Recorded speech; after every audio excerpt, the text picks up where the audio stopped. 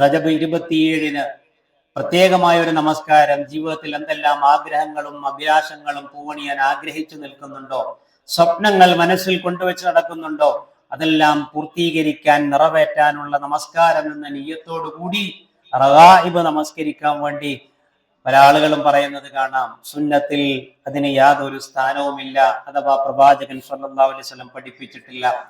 അതേപോലെ തന്നെ റജബ് 27 നോമ്പിനെ പറ്റി പരാമർശങ്ങൾ കാണാം. ഒന്നുകിൽ ഹദീസ് മൗദൂഅോ അല്ലെങ്കിൽ ളഈഫോ ആണ്. റസൂലുള്ളാഹി സ്വല്ലല്ലാഹു അലൈഹി വസല്ലം പഠിപ്പിച്ച സുന്നത്ത് നോമ്പുകളിൽ എവിടെയും റജബ് 27 ഒരു നോമ്പ് കാണുന്നില്ല.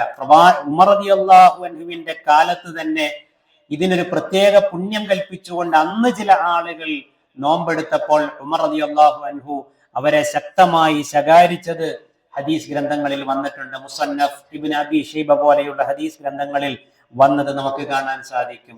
പ്രവാചകൻ പറഞ്ഞത്, നിങ്ങൾ റമദാനിൽ ഒരു ഉംറ ചെയ്താൽ നിങ്ങൾക്ക് ഹജ്ജിന്റെ പ്രതിഫലം കിട്ടുന്നുള്ളതാണ്. പക്ഷേ ഇങ്ങനെയുള്ള ബിദ്അത്തിന്റെ കക്ഷികൾ റജബ് മാസത്തിൽ പ്രത്യേകം ഉംറകൾ സംഘടിപ്പിക്കുകയും മിഅ്റാജ് ഉംറ എന്ന പേരിൽ സംഘടിപ്പിച്ചുകൊണ്ട് അതിന് പ്രത്യേക പുണ്യമുണ്ട് എന്ന് പറയുകയും ചെയ്യുന്നു. പക്ഷേ നബി സല്ലല്ലാഹു അലൈഹി വസല്ലമയുടെ സുന്നത്തിൽ അതും കാണുക സാധ്യമല്ല. മാത്രം